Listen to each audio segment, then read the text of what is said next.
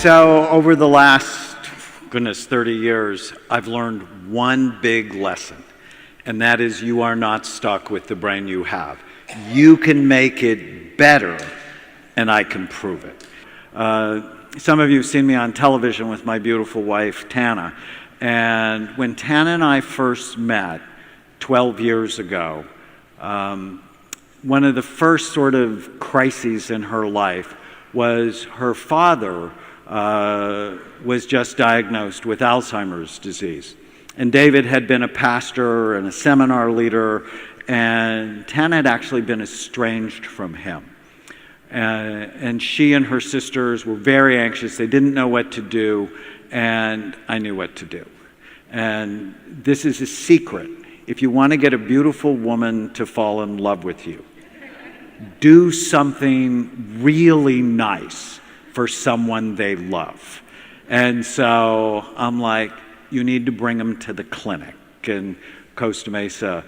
And so when I scanned David, so that's what we do at Amen Clinics, it's different than anywhere else in the world. I'm like, you can't diagnose Alzheimer's disease unless you get a functional imaging study. Well, the image on the left is a healthy SPECT scan. SPECT is the study we do at Amen Clinics. The image on the right is what a typical Alzheimer's patient looks like. The back half of the brain is dying. And the problem with this is this pattern actually happens in your brain decades before you have any symptoms.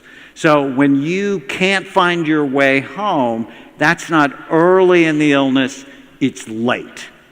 And so that's why I advocate people get screened. If you have Alzheimer's disease in your family, you should get scanned when you're 40. You want to know early, not late. So when I heard what was going on with David, he was a recluse, he wouldn't come out of his room, he was on multiple medications. My thought is, I have to see him. And so one of the first things we do is we scanned him. And so Alzheimer's on the left, David is on the right. David doesn't have Alzheimer's. David ended up having this very interesting disorder called pseudo-dementia, which means you're seriously depressed, but it shows up like you have memory problems. Isn't that interesting? And took him off all of his medication. And on the treatment plan I'm going to share with you, within 3 months, he's energetic, his memory's back, he's beginning to live independently, and 7 months later, he taught an all-day seminar at Mariners Church in Newport Beach. I mean, it's just a stunning reversal. And so many people who are diagnosed with dementia or Alzheimer's disease have something that is potentially treatable, when most of the doctors go, I'm sorry, you should get your affairs in order. And then they actually will put them in a place, a long-term care facility, and let them choose their own food, which is just the dumbest thing, because you know, a lot of you have trouble making the right decisions with a reasonably healthy brain. Take a demented person and give them a menu. That's a really dumb idea, because high sugar foods and foods that turn to sugar accelerate memory loss. So anyways, Tana became a huge fan of our work, which made me really happy. Here's the secret.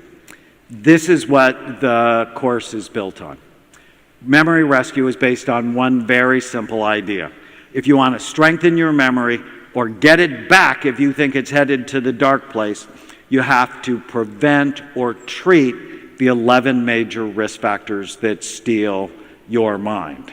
And in the book, I go into it in great detail. I'm going to give you some of the highlights here. And what really excites me about this is almost all the risk factors are preventable or treatable. No matter what your age, if you're 4 or 14 or 24 or 40 or 60, you should be on an Alzheimer's prevention program. Do you know why? If you're fortunate to live until you're 85, and I'm completely planning on it, you have a 1 in 2 chance of having lost your mind. you have a 50% risk of being diagnosed with Alzheimer's disease or another form of dementia if you're fortunate enough to have lived until you're 85. We have to take this bad boy seriously. And so in the book, because it's memory, I came up with a memory device, a mnemonic, called Bright Minds, and Bright Minds will help you understand the big risk factors to steal your mind. And so I'm going to go through each of them quickly. B is for blood flow. Low blood flow is the #1 brain imaging predictor of Alzheimer's disease. Anything that decreases blood flow to your brain prematurely ages your brain and puts you at risk for memory problems. So what are those things? Caffeine constricts blood flow to the brain. Nicotine powerfully constricts blood flow to the brain. If you have hypertension, as blood pressure goes up, blood flow to the brain goes down, and that actually makes your brain smaller. It's a bad thing. Brain is the only organ where size matters, right? There's no other organ in your body where size matters. Heart disease, not exercising, having erectile dysfunction, because it's about blood flow, right? If you have blood flow problems anywhere, it likely means they are everywhere.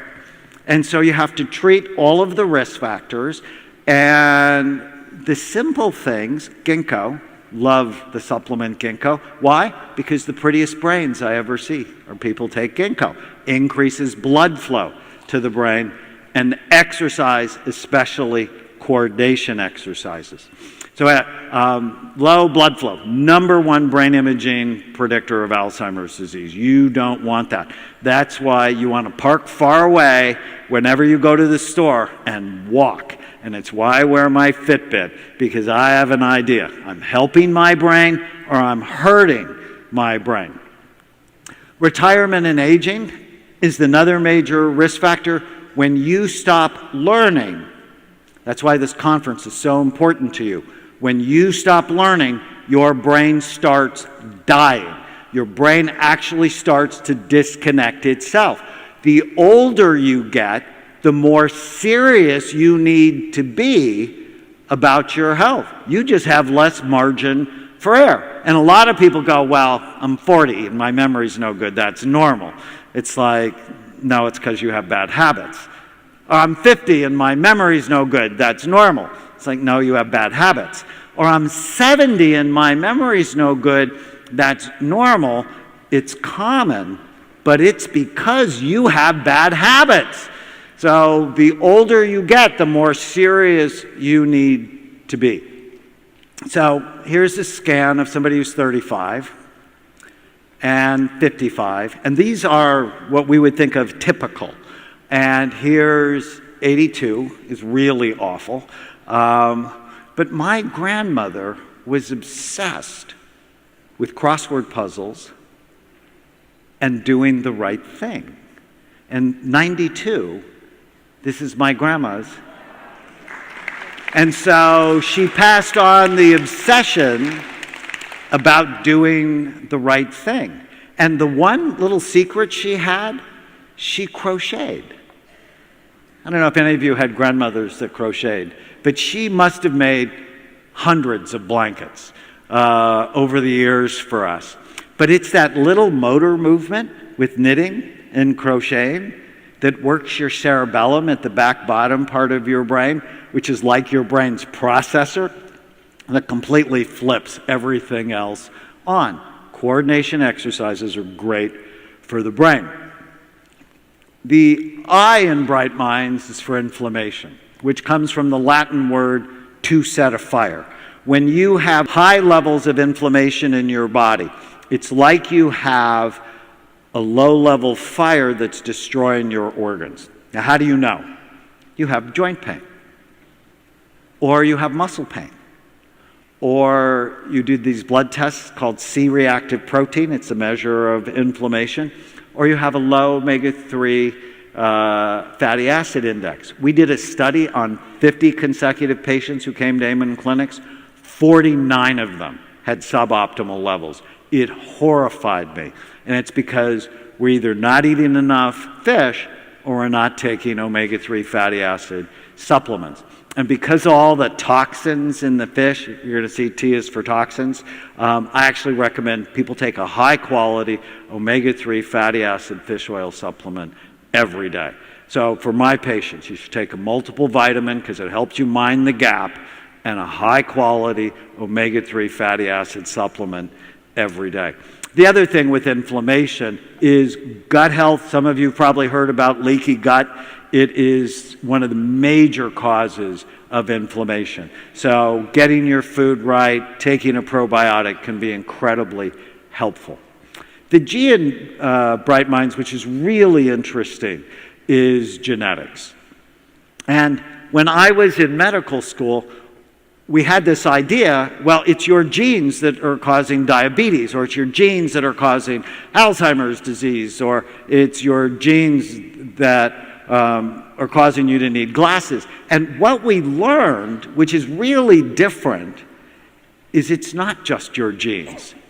It's your habits that turn on or off certain genes that make illness more or less likely in you, but also your babies and your grandbabies. So it's not just about you, right? I mean, I've lived my whole life until I realized that, well, it's about me. And it's not about me.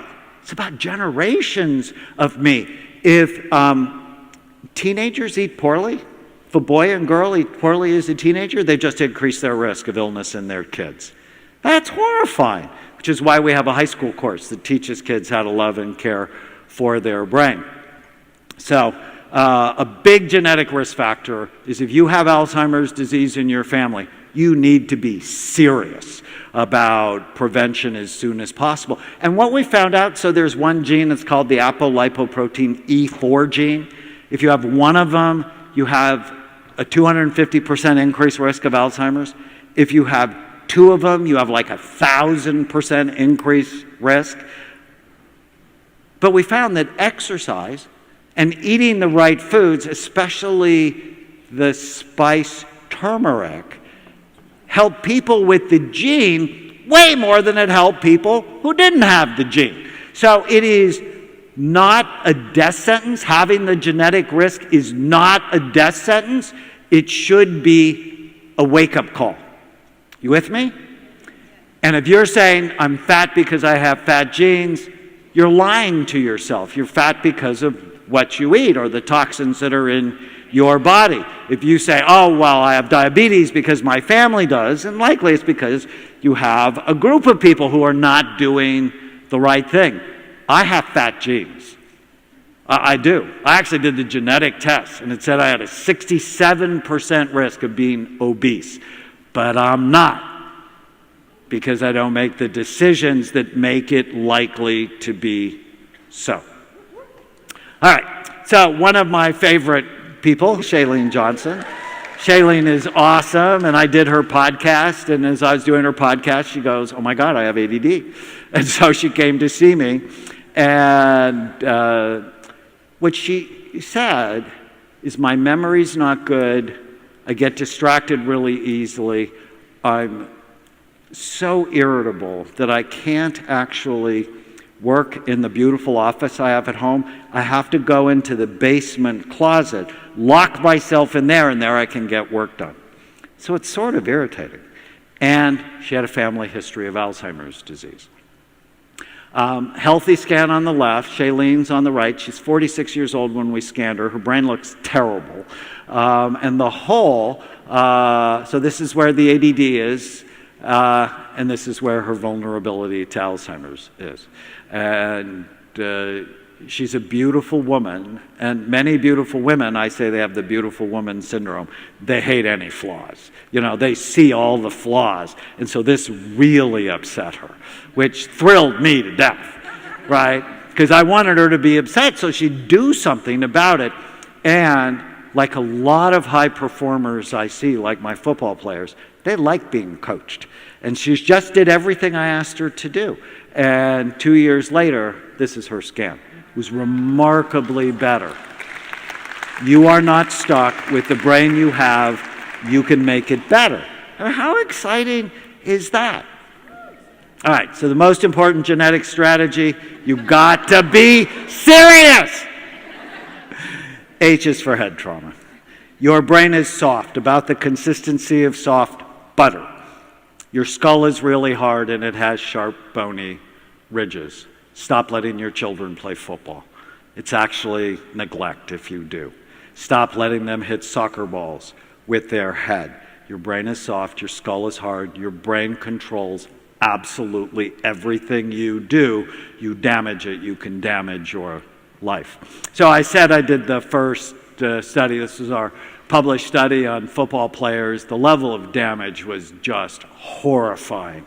But what really excited us on this program, 80% showed improvements in blood flow and memory, attention, mood, and sleep. And the player that started it all for us is Anthony Davis, who's the Hall of Fame running back from USC. He's called the Notre Dame Killer because in 1972, he scored 6 touchdowns against the University of Notre Dame. They hated him so much on the Notre Dame campus that they put his picture on the walkway so they could walk on him. 1974, he scored 4 more touchdowns against them. At 54, his brain just looked awful. But Anthony is good at being coached. And he just did everything I asked him to do. Changed his diet, multiple vitamin, fish oil, a brain boost. We make something called Brain and Memory Power Boost that works in many ways. And we just had the 10th anniversary of his scan. So this is 10 years later. And 10 years later, your brain gets worse, right? Sort of like your face gets worse 10 years later. His brain continues to get better as he is getting better. The T in Bright Minds is for toxins, so much to talk about here. But it's also the personal products you put on your body and the alcohol that you think is a health food. You need to stop that. Alcohol is directly related to 7 different kinds of cancer. And you think chemotherapy is good for your brain or bad for your brain? Bad for your brain. So I'm just not a fan, right? I mean, if you have a glass or 2 a week, it's not a big deal. If you're drinking every day and you're making, the argument it's good for you, stop it, because it's not good for you. It's poison. When I first started doing imaging, these were my drug addicts.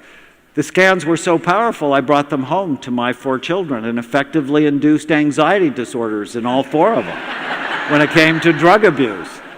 I'm like, seriously? Are you that dumb? Come on. But what I also found was smoking, carbon monoxide, cancer chemotherapy, radiation, heavy metals, and mold all damaged your brain in very much the same way. And, when they took lead out of gasoline, that was really helpful. 23 years later, the murder rate dropped dramatically. But you know where they still left lead? Lipstick. 60% of the lipstick sold in the United States has lead in it. It's the kiss of death. Before you go and make out with your girlfriend or your wife or whoever's wearing the lipstick, just go, can I see the packaging? I know it's not romantic, but Alzheimer's is totally not romantic either. One of my good friends, Dave Asprey, the CEO of Bulletproof Coffee, when he first came to see me, his brain just looked like total crap. And what we discovered is he had mold in his home from water damage. And on a rehabilitation program, years later, his brain looks so much better. You are not stuck with the brain you have. M in Bright Minds is for mental health. Issues like ADD, anxiety, depression, post-traumatic stress disorder, grief, all increase your risk of serious memory problems. If you have them, don't think you're not normal. 51% of the US population at some point in their life will suffer with a mental health issue. If you have one, you're actually more normal than people who don't have one. Just be smart and get the best help you can. And it doesn't mean medication. For depression, head-to-head against fish oil, they're equally effective to antidepressants. Head-to-head against exercise. Exercise is equally effective as antidepressants. Learning how not to believe every stupid thought you have has been shown to be effective for depression. The I in Bright Minds is for immunity and infections. They're a major cause. You're going to hear so much more about this in the coming decades. But a great example is Chris Christopherson, who was diagnosed with Alzheimer's disease, who saw one of the doctors who works in my clinic, Mark Philaday, diagnosed him with Lyme, and on an antibiotic and hyperbaric oxygen, he got his memory back. Now, and he went back touring on the road. How exciting is that?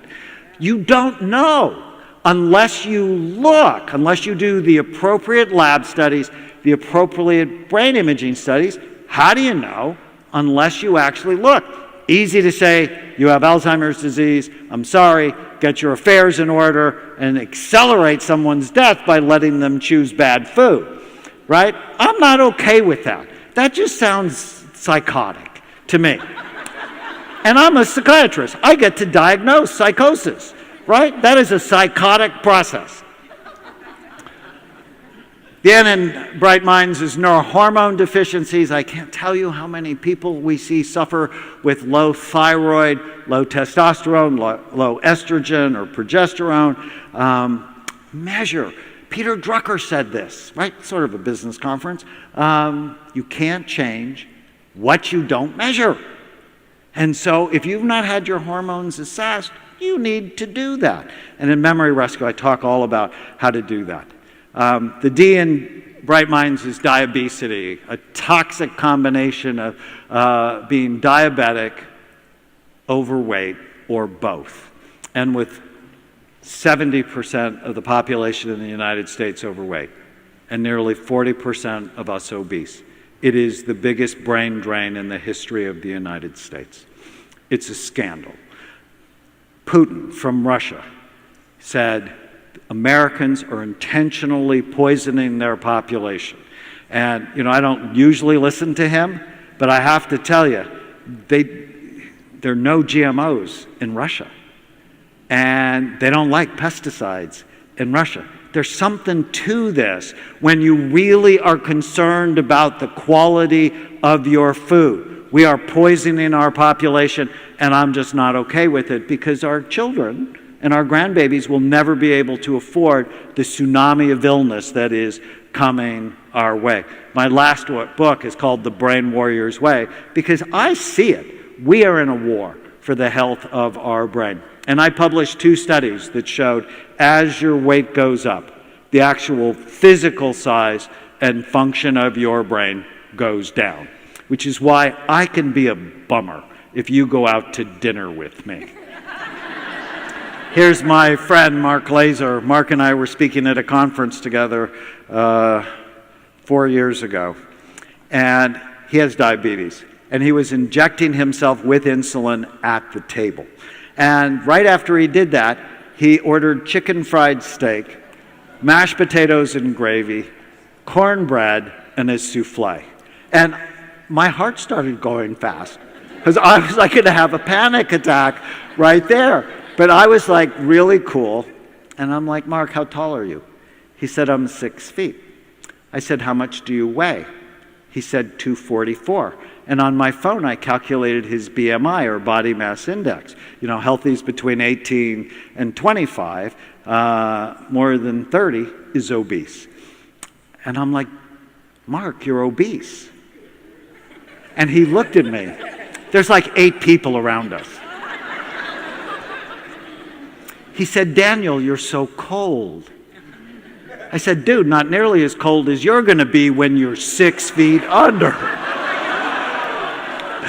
He didn't eat anything on his plate. It was awesome.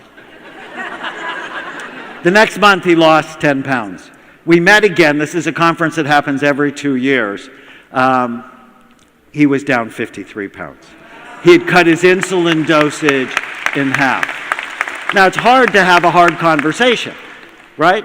But what he said was, thank you for loving me enough to tell me the truth. And I'm a huge fan of John 8:32. Know the truth, and the truth will set you free. We're in a war for the health of our brains. The S in Bright Minds is for sleep. 60 million Americans have sleep-related issues. You need to covet 7 hours of sleep at night.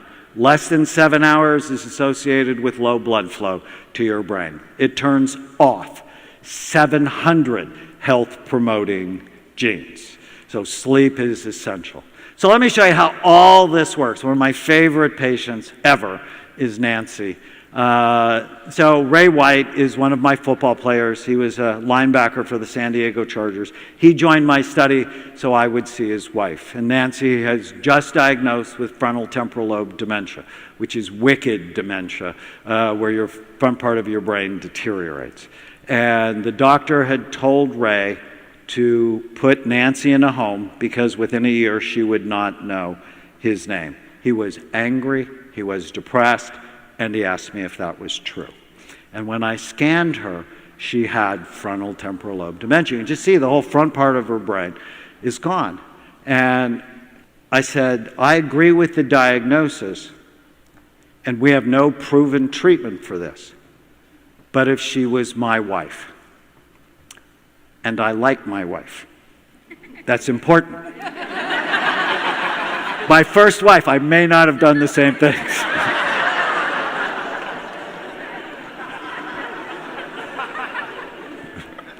I'm kidding, I think. All right, this is a therapy moment. She did everything I asked her to do, mostly because he did everything I asked him to do. And 10 weeks later, this was her brain. You are not stuck with the brain you have. You can make it better. And this is Ray 10 weeks later. He lost 30 pounds. I'm like, Ray, how'd you do that? He said, I knew if I did everything you asked us to do, she would too. I would model a brain-healthy life. What are you modeling in your life? Are you modeling health, or are you modeling illness? You want to be successful in your life? All success starts here. Decisions start here. Relationships start here. Your brain's history is not your destiny. So you can be like David, or Shailene, or Anthony, or Dave Asprey, or Mark. I love all these people. Or Nancy. You have a choice. You can change your brain and change your life.